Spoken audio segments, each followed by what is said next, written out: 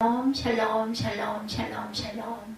하나님 사랑합니다. 여러분 주 안에서 사랑합니다. 오늘 베드로전서가 끝나고 5장으로 베드로후서의 1장 말씀이죠. 오늘 제목 그대로 그 성경에 나타난 말씀 그대로 20절이죠. 성경의 예언, 성경의 모든 예언은 사사로이 불꽃이 아니다 이렇게 말씀하죠. Prophecies preached by the one interpretation.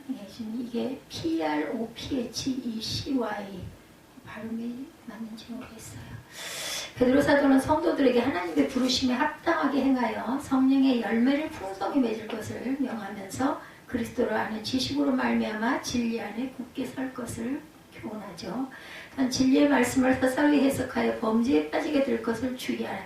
해석 참 조심해서야 합니다. 성경은 해석 그렇게 이상하게 꽈서 할 바에는 그냥 성경을 열심히 계속 반복해서 읽다 보면은 하나님의 은혜를 주셔요. 저는 그게 더 은혜롭더라고요. 권면하죠. 예언은 하나님의 영으로 말미암음을 증거합니다. 사사로이 절대로 풀지 마라고 말씀하죠. 1절에 베드로의 인사와 권면. 베드로는 자신을 그리스도의 종과 사도로 소개하는데 사도는 보냄을 받은 자라는 문자적인 뜻을 가지고 있는 말로 특별한 사명을 받아서 파송된 자를 가리키죠. 사도, 바울 사도 이렇게 얘기하죠. 베드로 사도. 베드로는 본 서신의 수신자들을 하나님과 구주 예수 그리스도의 의를 힘입어 믿음을 받은 자들이라 이렇게 말합니다. 성도들은 자신의 공로에 의해서가 아니고 예수 그리스도의 의로 구원함을 받은 것은 인간이 하나님이 택한 것이 아니라 하나님께서 죄인들을 택하셨다라는 사실에 근거합니다. 하나님께서는 창세전에 구원할 자들을 택하시고 예수 그리스도로 말미암아 믿음으로 구원에 이르도록 택한 자들에게 믿음을 선물로 주셨어요. 베드로는 이러한 성도들에게 하나님과 주 예수를 알므로 인한 은혜의 평강이 넘치기를 축원합니다. 여기서 얕은 전인격적이고 영적인 교제를 안다는 것은 의미하죠. 예루살렘 교회의 지도자 사도행전 15장 7절에 많은 변론이 있은 후에 베드로가 일어나 말하되 형제들아 너희도 알거니와 하나님이 이방인들로 내 입에서 복음의 말씀을 들어 믿게 하시려고 오래전부터 너희 가운데서 나를 택하셨다 이렇게 증거하죠. 8절에 보면 사도행전 15장 8절입니다. 또 마음을 아신 하나님이 우리에게와 같이 그들에게도 성령을 주셔서 증언하시고 믿음으로 그들의 마음을 깨끗이 하사 그들이나 우리나 차별하지 아니하셨느니라 이렇게 얘기합니다. 지극히 풍성한 은혜. 에베소서 2장 7절에 이는 그리스도 예수 안에서 우리에게 자비하심으로 그 은혜의 지극히 풍성함을 오는 여러 세대에 나타내게 하심이라 이렇게 말하고 있어요. 3절에 그의 신기한 능력으로 생명과 경건에 속한 모든 것을 우리에게 주셨으니 이는 자기의 영광과 덕으로 우리를 부르시는 이를 알므로 말미암음이라. 생명과 경건 1장 3절이죠. 하나님의 말씀이 생명이죠. 요한복음 6장 63절에 증거합니다. 그리고 영생이고 그의 말씀에 복종하는 것이 경건이다. 요한복음 6장 63절 볼까요? 내가 너에게 이른 말은 영이요 생명이다 이렇게 얘기하고 있어요. 영이고 생명이다. 요한복음 1장 1절과 14절에 보면 예수 그리스도는 생명의 말씀이다. 6장 48절에서 51절에도 그리스도는 생명의 말씀 그 자체라는 거죠. 베드로서 2장 5절에 경건하지 아니한 자들의 세상에 홍수를 내리셨고 베드로전서 3장 20절에 복종하지 아니하던 자들이라. 유다서 1장 3, 4절에서 믿음의 도를 위하여 힘써 싸우라. 14, 5절에도 경건하지 않은 일과 완악한 말을 하는 자를 정죄하라고 말씀합니다. 세상에서 썩어질 것을 피하여 신성한 성품에 참여한다. 4절에 신의 성품이죠. 성도들이 베드로는 하나님의 부르심을 받아 하나님의 거룩한 성품에 참여한 자들이 되었음을 밝히면서 성도가 이러한 신의 성품에 합당한 삶을 살아가야 함을 강조하죠. 베드로는 성도들에게 하나님의 선물인 믿음을 전제로 하여 신앙의 진보를 위한 여러 가지 덕목들을 더할 것을 말합니다. 그 덕목들은 덕과 지식과 절제와 인내와 경건과 형제 무효와 사랑이다. 모든 덕목인 사랑을 목적하였던 것 5, 6절에 증거합니다. 봅니다. 4절 이로써 보배롭고 지극한 큰 약속을 우리에게 주사 이 약속으로 말미암아 너희가 정욕 때문에 세상에서 썩어질 것을 피하여 신성한 성품에 참여하는 자가 되게 하려리다. 신성한 성품에 참여, 말씀에 순종하면 신의 성품에 참여하게 된다는 거죠. 골로새서 3장 7절에서 10절에 너희도 전에 그 가운데 살 때는 그 가운데서 행하였으나 이제는 너희가 이 모든 것을 벗어버리라. 곧 분함과 노여움과 악의와 비방과 너희 입에 부끄러운 말이라. 옛사람과 그 행위를 벗어버리고 새사람을 입었으니 이는 자기를 창조하시는 이 형상을 따라 어디까지? 지식에까지 새롭게 하심을 입은 자니라 말씀하죠. 그래서 5, 6절로 이어지죠. 그러므로 너희가 더욱 힘써 너희 믿음의 덕을 덕의 지식을, 지식의 절제를, 절제의 인내를, 인내의 경건을, 경건이 형제의 우애를, 형제의 우애에는 뭐를? 사랑을 더하라. 결과적으로는 사랑을 목적으로 하고 있습니다. 성도들의 사랑의 실천은 크게 두 가지로 나누어 볼 수 있는데, 구원받지 못한 자들의 영혼에 대한 사랑과 이 땅에서 육신적인 삶의 문제를 돌보아주는 그러한 자들에게 사랑이다. 그래서 성도들이 그리스도의 사랑을 실천하는 방안은 전도하여 영혼을 구원하는 일과 물질과 몸으로 봉사하여 다른 사람의 필요를 채워주는 일이 된다. 두 가지죠. 두 가지. 구원받지 못한 자들의 영혼에 대한 사랑, 이 땅에서의 육신적인 삶의 문제를 돌보아주는 사랑. 성도들이 그리스도의 사랑을 실천하는 방안은 전도하여 영혼을 구원하는 일, 물질과 몸으로 봉사하며 다른 사람의 필요를 채워주는 일 두 가지예요. 전도에서 영혼 구원, 그 다음에 물질과 그 몸으로 봉사를 해서 그들의 필요를 채워주는 일 두 가지. 그러므로 성도들은 그리스도를 본받아 복음을 전하여 영혼을 구원하고 물질과 나의 모든 것으로 이웃의 필요를 채워주는 사랑을 실천해야 되겠다. 말이 쉽지 않죠. 거룩하심에 참여해라. 히브리서 12장 10절입니다. 그들은 잠시 자기의 뜻대로 우리를 징계하였거니와 오직 하나님은 우리의 유익을 위하여 그의 거룩하심에 참여하게 하시느니라. 새롭게 하심을 받았다. 골로새서 3장 10절입니다. 새 사람을 입었으니 이는 자기를 창조하시는 이 형상을 따라 지식에까지 새롭게 하심을 입은 자니라.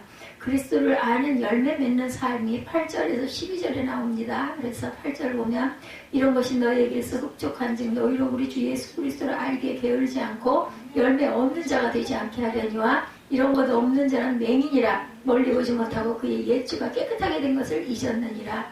그러므로 형제들아 더욱 힘써 너희 부르심과 택하심을 굳게 하라. 너희가 이것을 행한즉 언제든지 실족하지 아니하리라. 이같이 하면 우리 주 곧 이 주주 예수 그리스도의 영원한 나라에 들어감을 넉넉히 너희에게 주시리라. 그래서 택하심을 굳게 하라고 말씀하죠. 10절에 택하심의 목적, 창조의 목적대로 행하라는 뜻입니다. 성경에서도 본 택하심의 목적들은 야훼의 도를 지키기 위함이죠. 창세기 18장 19절에 야훼의 도를 지켜 의와 공도를 행하게 하려고 그를 택하였다. 아브라함이죠. 사사기 2장 22절에도 이스라엘이 나 야훼의 도를 지켜 행하나 아니하나 그들을 시험하려 함이라. 이스라엘을 시험했다는 거예요. 그래서 사랑의 열매를 맺고 항상 있게 하기 위함이다. 이 사랑이 중요합니다. 요한복음 15장 16절이죠.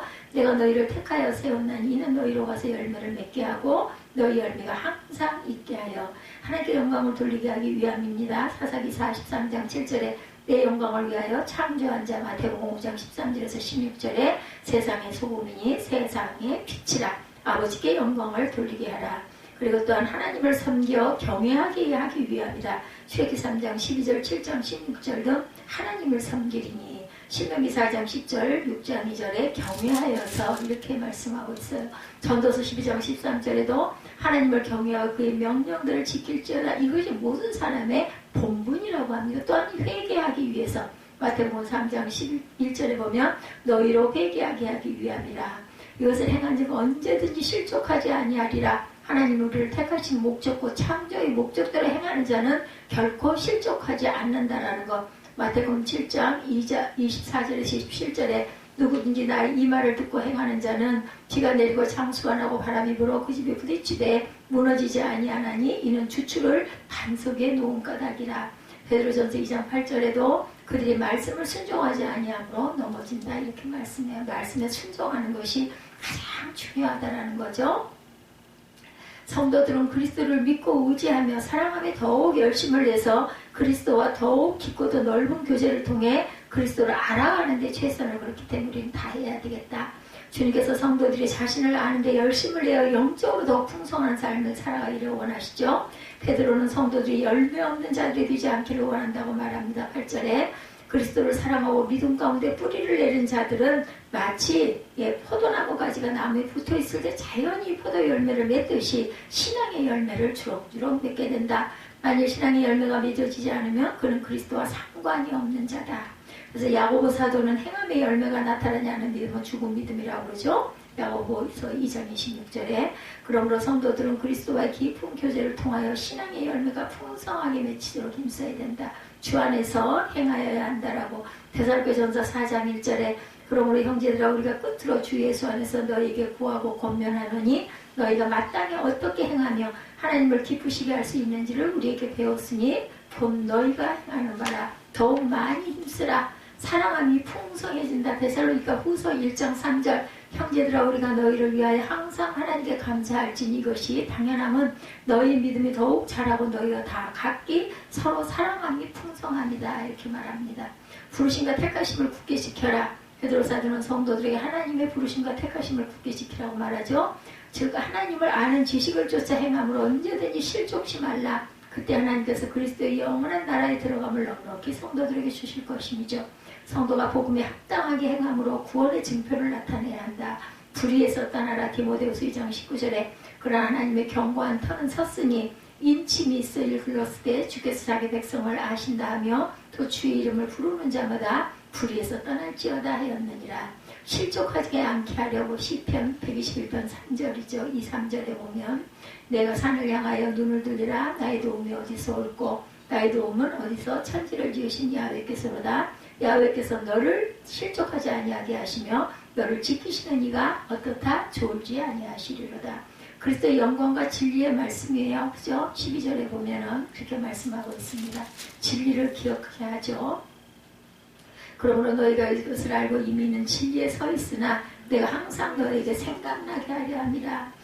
다시 진리의 말씀을 전한 것은 성도들에게 항상 진리의 말씀을 생각나게 하기 위함이다. 성도들은 말씀으로 훈련시켜 믿음에 굳건히 서서 실족지 않게 하는 것이 목회자의 사명임을 그는 잘 알고 실천합니다. 베드로는 자신이 이 세상에 떠난 후에도 성도들이 자신에게 전해준 진리의 교훈을 계속해서 생각하고 기억해 주기를 바라는 간절한 심정으로 유언과 같은 말씀을 기록하죠. 베드로 사도는 예수께서 자신에게 지시하신 것 같이 자신의 육신의 장막을 벗어 날라리 멀지 않았음을 밝힙니다. 14절에 이는 우리 주 예수 그리스도께서 내게 지시하신 것 같이 나도 나의 장막을 벗어날 것이 임박한 줄을 알미라. 내가 힘써 너희로 하여금 내가 떠난 후에라도 어느 때나 이런 것을 생각나게 하리라. 우리 예수 그리스도의 능력과 강림하심을 너희에게 알게 한 것이 교묘히 만든 이야기를 따른 것이 아니고 우리는 그의 크신 위엄을 친히 본 자라. 하나님의 위엄을 내가 봤다. 예수 그리스도를 통해서. 여기서 예수 그리스도의 베드로의 죽음에 대한 지시는 요한복음 21장 18구절의 내용으로 베드로가 순교의 죽음을 죽게 될 것을 예언하죠. 내가 진실로 내게 이르느니 내가 젊어서는 스스로 띠띠고 원하는 곳으로 다녔거니와 늙어서는 내 팔을 벌리리니 남이 내게 띠띠고 원하지 아니하는 곳으로 데려가리라. 19절에 요한복음 21장 19절에 이 말씀을 하시면 베드로가 어떠한 죽음으로 하나님께 영광을 돌릴 것을 가리키심이로라. 이 말씀하시고 베드로에게 이르시되 나를 따르라 하셨어요. 다 알고 계시는 거죠. 예수 안에 있는 진리입니다. 에베소서 4장 21절에 진리가 예수 안에 있는 것 같이 너희가 참으로 그에게서 듣고 또한 그 안에서 가르침을 받았을진데 너희는 유혹의 욕심을 따라 썩어져가는 구습을 따르는 옛사람을 벗어버리고 오직 너희의 심령이 새롭게 되어 하나님을 따라 의와 진리의 거룩함으로 지으심을 받은 새 사람을 입으라. 에베소서 4장 21절에서 24절입니다. 진실한 마음을 일깨워주죠. 베드로후서 3장 1절에 사랑하는 자들아 내가 이제 이 둘째 편지를 너에게 쓰노니 후서기 때문에 둘째 편지예요. 그죠?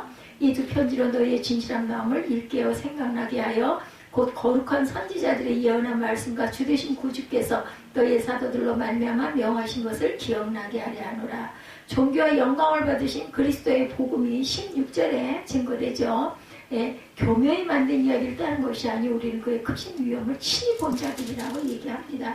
우리 주 예수 그리스도의 능력과 강림하심을 너에게 알게 한 것이 교묘히 만든 이야기를 따른 것이 아니고 우리는 그의 크신 위엄을 친히 보았다. 마태복음 16장 28절 마가복음 9장 1절에도 증거하고 있습니다. 베드로는 자신이 증거한 복음이 사람이 지어낸 것이 아니라고 증거하면서 자신이 그리스도가 영광 받으심을 직접 목격하였음을 강조합니다. 변화산성에서 일어난 일에 대한 증언이죠. 이것은 하나님께서는 예수님을 위해 기뻐하는 자라고 말씀하셨는데 이는 예수가 하나님의 뜻을 이루기 위해서 이 땅에 오셨음을 의미하고 있습니다. 베드로 사도는 하나님께서 예수님에 대하여 사랑하는 아들이여 기뻐하는 자라고 증거하실 때 하나님 아버지께서 예수께 존귀와 영광을 주셨다. 17절이죠. 지극히 큰 영광 중에서 이러한 소리가 그에게 나기를 이는 내 사랑하는 아들이여 내 기뻐하는 자라 하실 때 그가 하나님 아버지께 존귀와 영광을 받으셨느니라. 이 소리는 우리가 그와 함께 거룩한 산에 있을 때 하늘로부터 난 것을 들었다. 나는 들었다라는 거예요. 이는 하나님의 예수에 대한 선포와 예수가 하나님이시고 이 세상에 구세주로 오신 메시아이심을 증거함으로 하나님의 영광과 존귀를 받도록 했다는 것. 영광으로 오실 그리스도 마태복음 16장 27절 인자가 아버지의 영광으로 그 천사들과 함께 오리니 그때 각 사람이 행한 대로 갚으리라. 은혜와 진리가 충만하다. 요한복음 1장 14절이죠. 말씀이 육신이 되어 우리 가운데 거하심에 우리가 그의 영광을 보니 아버지의 독생자의 영광이요 은혜와 진리가 충만하더라.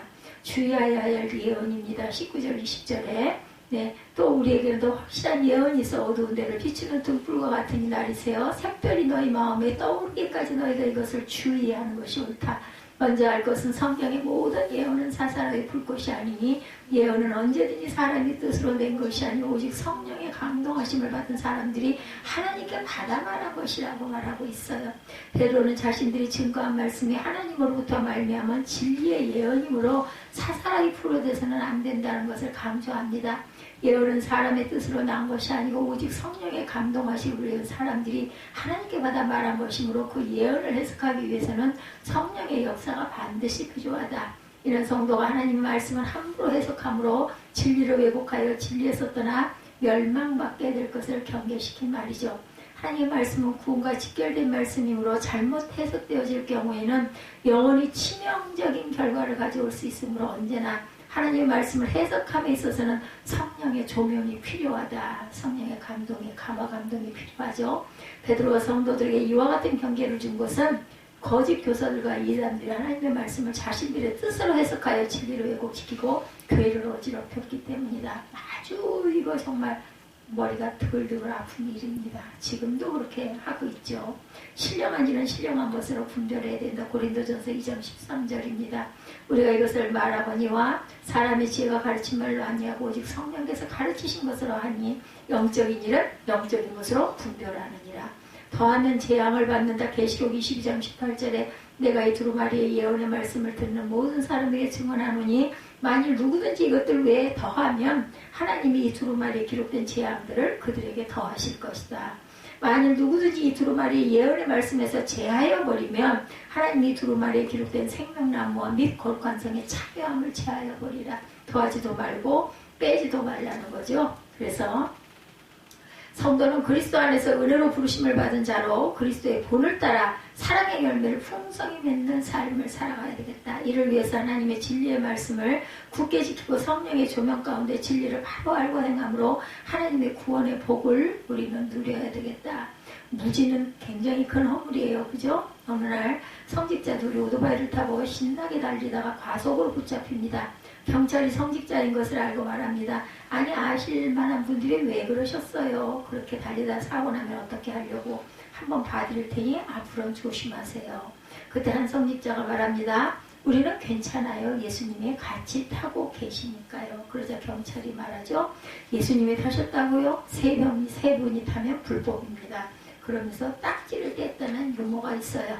목회자들도 가끔 과속할 때가 있다는 거죠. 상처와 스트레스를 속도감을 통해 푸는 경우들이 있습니다. 그래서 뭐 보면 그 카레이서들이 아주 그걸로 그렇게 해서 아주 위험한 고개를 하면서 거기서 쾌감을 느끼죠.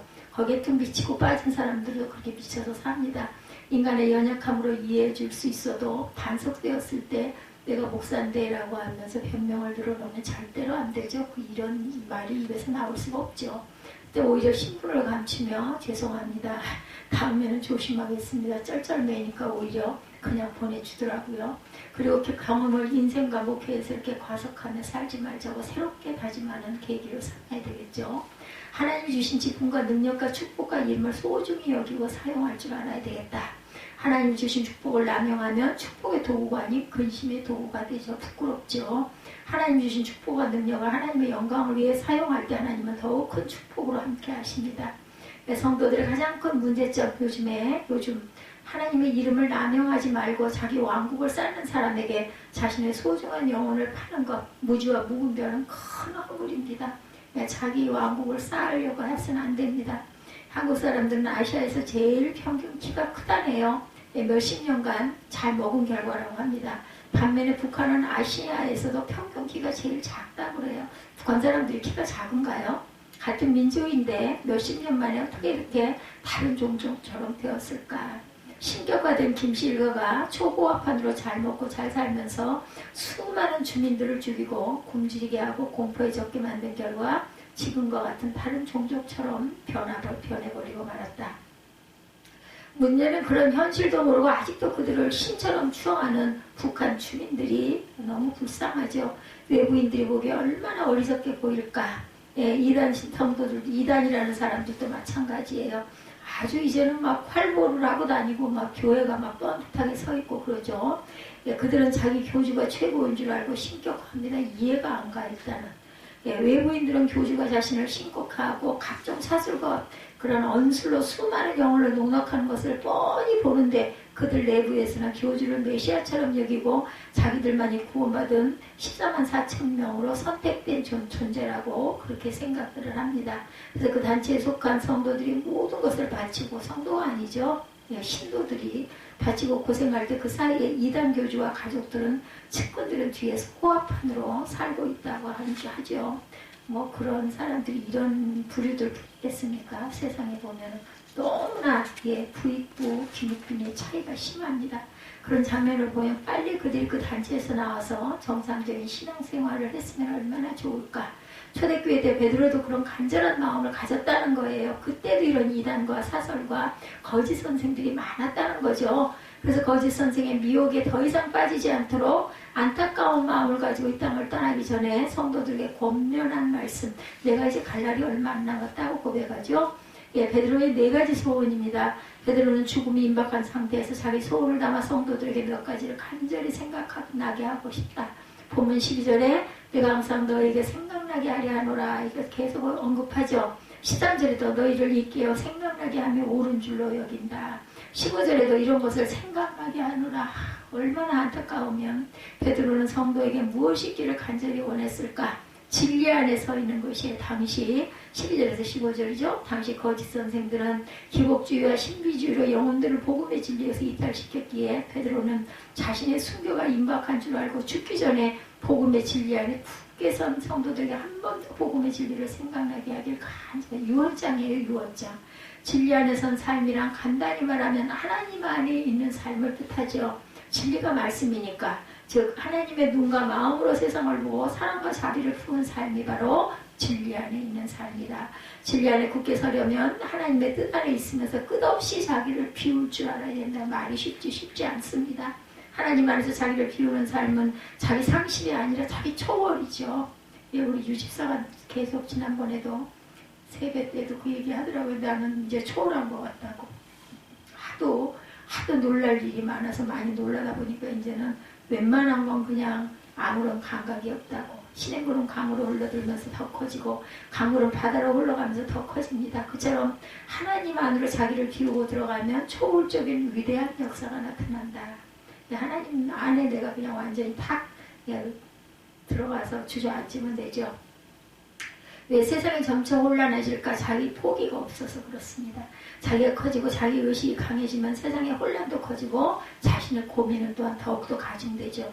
성도는 늘 자기를 잘 덜어내 줄 알아야 된다. 자기를 덜어내고 주님의 겸손히 붙잡고 하나님의 뜻을 존중해 주려고 할 때 진리 안에서 평화와 평안을 맛보게 된다. 뭘 가지려고 안 해버리면은 그거 불안하고 화나고 할 일이 없죠. 내가 그냥 다 비워버리면. 예수님의 재림을 아는 것입니다. 16절에서 강림으로 번역된 헬라어의 파르시아는 예수님의 초림이 아닌 재림을 뜻한다. 이 언어를 봐야 알아요. 이런 것의 그 차이점. 베드로는 예수님의 능력과 재림에 대해서 알게 함으로 성도들이 재림 소망을 가지기를 원했어요. 그러면서 자신의 재림 얘기가 교묘히 만든 얘기가 아님을 확신시키려고 자신이 예수님의 크신 위엄을 친히 봤다고 증거하면서 변화산 체험을 언급하며 그때 예수님이 종교의 영광을 받으셨다. 16절에서 18절이죠. 왜 그런 체험 얘기를 했을까? 예수님의 재림을 확실히 믿고 용기를 내어 살라는 뜻이죠. 주님이 재림하시면 의와 공평으로 모든 불의를 심판하시고 신실한 성도의 함과 눈물을 말끔히 씻어주시고 귀한 상급도 내려주실 것이다. 재림 소망은 당시 핍박과 고난 중에 있던 성도들에게 삶의 용기를 불러일으키는 최대 원천이었기 때문에 베드로는 당시 성도들이 재림에 대한 소망을 뚜렷하게 가지기를 원합니다. 뚜렷한 재림 소망을 가져라. 주님은 도적같이 예고 없이 오신다고 베드로후서 3장 10절과 데살로니가전서 5장 2절에 증거하죠. 매일 주님의 재림이 가까웠다는 자세를 가지고 자기 삶을 통해 하나님의 뜻을 이루도록 우리가 애를 써야 합니다. 또한 성도끼리 가족처럼 서로 위로하고 격려하면서 살자. 가족이라고 해서 뭘 얻기를 바라면 안 되고 얻을 생각하지 말고 줄 생각만 열심히 주는 섬기는 그러한 삶을 살아야 되겠죠. 그렇게 줄 생각을 하면서 살면 오히려 보람과 보상이 넘칩니다. 성경을 주위에 보는 것이 더 중요하죠. 19절에 우리에게는 더 확실한 예언이 있어 어두운 데를 비추는 등불과 같으니 날 새어 샛별이 너희 마음에 떠오르기까지 너희가 이것을 주의하는 것이 옳으니라. 뭐예요? 열심히 주의해서 읽어보라는 거죠. 이 구절의 확실한 예언은 구약성경의 메시아 예언을 뜻하고 크게 보면 구약성경 전체를 뜻한다. 또한 샛별은 예수님이죠. 성경 말씀은 어둠을 비추는 등불처럼 여기고 예수님의 재림 때까지 성경을 주의해서 열심히 읽어라. 베드로는 성경을 주의해서 보라고 당부한 이유, 그만큼 당시 거짓 선생들이 미혹이 많기 때문에 그런 얘기 듣지 말고 성경 열심히 읽고 그 얘기예요. 성경 읽는 게 제일입니다. 거짓에 미혹되지 않으려면 무엇보다도 말씀을 굳게 붙잡아야 된다. 위대한 믿음의 선진들이 어떻게 고난을 잘 이겨낼 수 있었을까? 성경의 약속의 말씀을 굳게 믿고 붙잡았기 때문이다. 성경은 하나님의 말씀이고 약속 문서입니다. 그 문서를 붙잡고 사는 것이 축복받는 아주 기초의 비결이라는 것. 무슨 신학이니 뭐니 이런 거 뭐 어렵게 말 꽈서 하는 거 들을 필요 없습니다. 그냥 열심히 이해 안 되는 거 밀어놓고 열심히 성경 읽다 보면 깨달아집니다. 어떤 성도는 성경을 머리맡에 놓고 자면 잠자리가 편해진다. 또 뭐 그거 의지하는 건 나쁠 것도 없죠. 그런 태도도 성경을 중요하시는 마음의 표현이지만 지나치다 보면 잘못하면 또한 그것이 무속적인 모습으로 변질될 수도 있죠. 중요한 태도는 성경 말씀을 하나님의 말씀으로 믿고 힘써 순종하는 태도, 말씀대로 살려고 애써야 되죠. 때로 어렵고 힘든 일이 있어도 성경의 약속을 믿고 자신이 하나님의 약속된 자녀인 줄을 믿고 나가면 어떤 문제도 극복하고 하나님이 보시기에 좋은 아름다운 걸작품의 그릇들이 될 수 있다. 성경을 사사로이 절대 풀지 말아라. 20절이죠. 베드로는 성경 및 성경의 모든 예언을 사사로이 풀면 안 된다. 성경 말씀과 예언은 사람의 뜻으로 말한 것이 아니고 성령의 감동을 받은 사람들이 하나님께 받아 말한 것이기 때문이다. 이걸 그렇게 얘기하더라고요. 그 인간의 의견들이 섞였다. 이거 성경학자들이 그렇게 해서 이 성경을 만들 때, 그 집어넣을 때, 그 사사로운 그 각자의 소견들이 성경 안에 들어있기 때문에 그것을 다 믿어서는 안 된다. 뭐 이렇게 요즘에 뭐 신신학자들은 그렇게 얘기하나 보죠. 근데 뭐 저는 그렇게 머리 아픈 거 생각하고 싶지 않습니다. 일단 성경을 믿습니다. 당시 거짓 교사들은 재림에 대한 구약의 예언이 하나님의 말씀임을 부인하면서 자기 멋대로 내세운 계시와 해석으로 영혼을 낚아챕니다. 그런 거짓 교사들에게 넘어가지 말아야 한다고 베드로는 경고해요. 그러니까 그때나 지금이나 똑같아요. 보면 어느 시대에나 이단 사설이 많습니다. 요즘도 그런 교사들이 많죠. 조심해야 됩니다. 그들은 성경이 하나님의 말씀이면 인정하지만 자기도 성경의 감동대로 계시하고 해석하기에 그만큼 권위가 있다고 다들 주장하지요. 그들은 주석을 참고하고 남들의 지혜도 참고하고 깊은 묵상과 연구로 성경 해석에 땀 흘리는 것은 인간적인 해석이고 자신이 성령의 인도로 즉석에서 해석한 것은 신적인 해석이다. 이렇게 주장들을 해요. 그런 즉석 해석에는 오류가 많고 심지어는 성경의 원래 내용과 아주 반대되는 그런 해석도 많아. 그러니까 구원받았다 그러면 말도 안 된다고 코웃음을 치죠. 무슨 구원이냐고. 그런 엉터리 해석을 성령이 주신 해석이라고 하면 얼마나 성령을 망령되이 일컫는 것인가 조심해야 합니다. 그들은 자신들을 기독교계의 백두산 혈통으로 믿도록 교묘한 언사를 쓰지만 그들 때문에 한국교회가 더욱 세상에 조롱을 당할 수 있다는 것. 그런 문제를 잘 극복하는 교계 문화를 새롭게 만들 때 한국교회가 다시 세상에 칭송을 받는 교회가 될 수 있다. 다른 교회를 추구하라. 매관 매직이 판치던 때 조선 말기에 어떤 관리들은 자신이 부임할 땅을 미리 조사하고 그곳에 예수교인이 얼마나 있는가를 조사했다고 합니다. 예수교인이 많으면 교관을 찾아가서 다른 곳으로 부임하게 해달라고 청탁을 했다고 그래요. 자신의 부정부패가 드러날 것을 염려했기 때문이라고 그러네요. 그때 교회와 그 교인들은 교회 양심의 잣대였습니다. 도덕과 윤리가 투철했고 정의의 편에 서서 약자를 도왔고 일제 강화 통치 때는 애국지사들과 함께 눈물을 흘리고 목숨을 걸고 순교까지 했죠. 지금은 어때요? 교회와 관련된 각종 부정적인 소식들이 너무 많이 들립니다. 누구의 책임일까? 1차적으로 목회자들의 책임이다. 성도의 수준은 대개 목사의 수준과 비례한다고 그러죠. 속물 리더 밑에는 인물 성도가 나오기 힘들다. 영어 해석도 잘못하면서 미국 신학교 박사학위를 가지고 있다면 내세우기도 부끄러운 일이죠. 어떻게 박사학위를 딸까요? 성령 충만을 강조하는 교회들이 대개 보면 물질 축복도 강조하므로 참된 성령 충만에 대한 의문을 품게 하는 경우도 많다고 그러죠. 우리는 성령 충만은 강조하고 성령 충만을 붙여야죠. 그렇지만 물질 축복도 그렇게 강조하지는 않습니다. 왜 종교인들이 물질 축복에 사로잡힐까? 어렵게 살아온 환경 영향도 크겠죠. 어릴 적 고난과 가난을 극복하지 못하면 두 가지 문제 가능성이 커집니다. 하나는 성공에 대한 집착이 심하고 또 하나는 살아남으려고 거짓말을 쉽게 하는 것. 동양 문화에는 거짓말보다 간통죄를 크게 보지만 이제 간통죄 폐기됐죠. 서양 문화에는 간통죄보다 거짓말을 더욱 크게 큰 죄로 여겼다고 그러네요. 닉슨 대통령은 도청했다는 사실보다 오히려 거짓말했다는 사실 때문에 대통령 자리를 물러났다고 합니다. 그러니까 아주 거짓말하는 거, 잘못된 거라는 거죠. 왜 동양에서는 거짓말을 큰 죄로 안 봤을까? 일종의 처세술로 여기는 문화 때문이라고 합니다. 중국인들은 거짓말의 천재인 제갈공명을 존경한다고 합니다. 그처럼 동양 문화권에서 거짓말을 큰 죄로 여기지 않기에 거짓말로 혹세 문민에서 왕국을 이룬 거짓 교회들과 거짓 메시아가 굉장히 동양에 많다고 그러죠. 어떤 사람은 모르고 당하고 어떤 사람은 거짓말임을 알고도 지혜나 처세로 여기면서 용납하고 따라갑니다. 어떤 사람은 거짓임을 알고도 교회 권력의 단맛에 취해서 또한 묵인합니다. 어떤 사람은 거짓임을 알고도 교주의 저주가 무서워서 또 벌벌 떱니다. 문제가 커지죠. 한국에도 예언, 치유, 축기 등에 등장하는 수많은 종교인의 거짓을 지혜나 처세가 아닌 범죄로 여기는 문화가 정착되어야 합니다. 종교의 자유와 혹세 무민은 다른 것이죠. 혹세 무민은 공권력이 적극 제지해야 합니다. 그런 제동장치가 없으니까 미국에서 전혀 인정 못 받는 이단 목사가 한국에 와서 위대한 그 신사도처럼 숭배를 받기도 한다고 그러네요. 그렇게 한국인들이 매번 당하니까 거짓 신사도들은 한국을 최대의 영혼 사냥 놀이터로 삼고 있고 영어로 설교하면 왠지 신령하게 보는 무지한 그 무지는 더 이상 없어야 하고 더 이상 묵인되어서도 안 된다. 미국에서는 카운슬링도 면허가 없으면 불법이에요. 우리나라도 마찬가지죠. 그래서 자격증 따느라 한참 동안 상담 그 자격증 딴다고 근데 자격증 일주일 만에 따대요. 보니까 일주일 가서 앉아있다가 그냥 돈 얼마 내면은 자격증도 주고 그런데 그 쓸려다니는 사람들이 많습니다.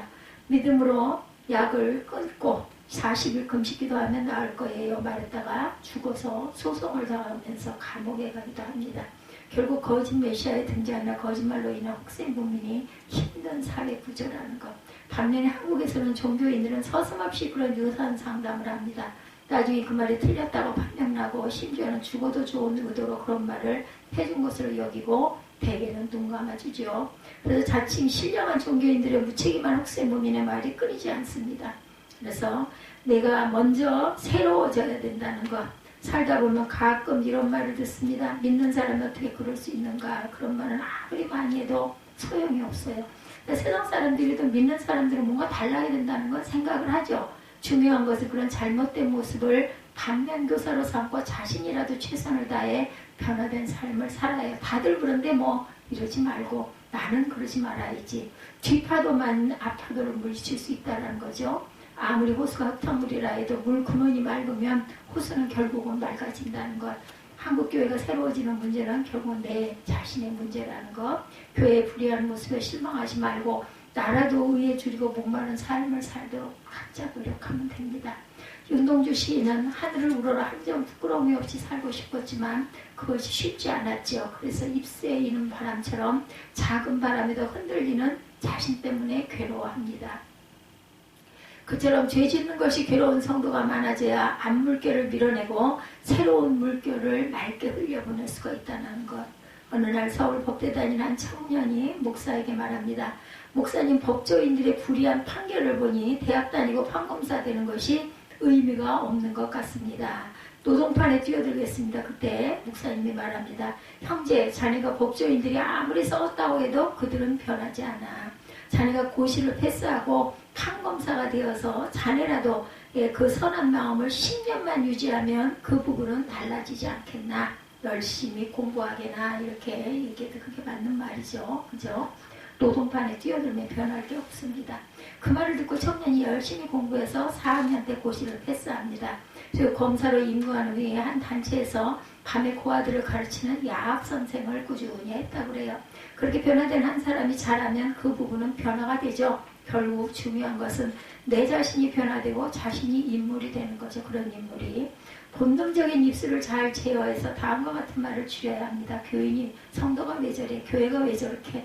사람도 없어. 교회가 왜 저래? 이거 비워야 합니다. 중요한 것은 자신은 그렇게 하지 않으려고 애쓰는 것. 자세히 보면 교회가 왜 사람도 없어? 라고 하는 사람이 되게 더 사람이 없죠. 교회가 왜 저래? 하는 사람이 문제가 있는 사람입니다. 욕이 입에 배어있지 않은 사람이 아무리 화가 나도 욕을 못하는 것과 마찬가지로 사랑 없는 행동을 잘못하는 사람은 사랑 없는 말도 잘 못합니다. 결국 아무개가 사랑이 없어라고 하는 말은 내가 사랑이 없어라는 말이라는 것을 잊지 마십시다. 예수님 당시에 가장 흔한 욕은 아람어로 레카, 라가라는 말이죠. 마태복음 5장 20절에 나오죠.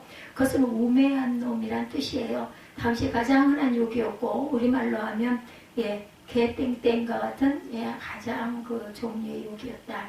당시 어떤 사람들은 기도할 때도 라가란 말을 자주 언급하는데 지금으로 말하면 하나님 그 개 땡땡 못된 새끼입니다. 그런 새끼를 혼내주세요. 하나님은 그런 기도가 아닌 하나님에 대한 욕으로 받으신다라는 것 조심해야 되죠. 당시 한 지역 공회에서 재판이 열립니다. 행정관이 재판을 진행하는데 원고가 재판장에서 피고를 삿대질하며 행정관님 저 개 XS 나쁜 새끼입니다. 그렇게 계속 욕하면서 피고를 처벌해달라고 해요. 그때 지방 행정관은 오히려 원고를 무고죄로 욕에 쳐넣습니다. 자신 앞에 라가란 말을 너무 많이 쓰는 원고의 말을 인정하지 않고 오히려 그가 법정과 자신을 신정을 모독했다. 신성모독이죠. 요새는 판사도 굉장히 말을 조심해야 한다고 그러죠. 하물며 재판 대상이 법정에서 욕하면 얼마나 판사가 모욕감을 느끼겠는 거죠. 예수님은 형제를 욕하면서 정죄하지 말라고 하시죠. 하나님 앞에 욕하는 것은 하나님께 큰 모독이라는 것. 하나님 보좌 앞에 욕하는 사람의 정의는 정의로 인정받기가 힘들어요. 사랑 없는 사람이 하는 사랑이 없다는 말은 공허한 외침입니다. 자신에게 사랑 없기에 남이 사랑이 없다고 쉽게 정죄하죠. 모든 분야가 다 그렇습니다. 어떤 사람 입에서 나오는 아무개가 인격이 안 됐어라는 말은 내가 인격이 안 됐어라는 말이라는 것. 남의 잘못된 것이 보이면 그것을 자신의 거울로 삼을 줄 알아야 됩니다. 깊이 성찰해 보면 남을 비판하는 문제가 자신 안에 들어있다는 것. 남의 못된 것이 보이면 얼른 자기 모습도 살피고 거기서 자기 모습을 발견 후에 기도해야 되겠죠. 그 사람 때문에 제 죄를 깨닫게 하시니 감사합니다. 기도해야 합니다. 제가 그런 전철을 밟지 않게 하소서. 아픈 말을 들으면 내가 뭔데 그런 말을 해라고 하지 말고 무릎을 꿇고 이 하나님 제 부족 때문에 그런 말이 나왔겠죠. 그렇게 기도하는 사람은 약자나 실패자는 될 수 있어도 위선자는 되지 않습니다. 아픔이 있을 때 아픔을 회개의 기회로 삼으며 환경을 통해 자신을 살피고 자신을 세우려는 사람이 세상을 변화시키는 복된 성도가 된다는 것. 지상교회와 성도는 완벽하지가 않습니다. 살다 보면 교회와 성도의 부족한 모습을 수시로 서로 보게 되죠. 그때 정죄되신 나를 성찰하고 그것을 기도하고 상대방 부족한 것을 또한 기도해 줘야 되겠죠. 그러면 자신의 맑은 물로 한국교회는 조금씩 새로워진다는 것. 베드로는 성도들이 그런 정화장치의 역할을 잘 감당하기를 원합니다. 베드로의 그 소원처럼 하나님의 뜻을 따라 가는 귀한 하나님이 보시기에 아름다운 저와 여러분들이 되시기를 주님의 이름으로 축복합니다.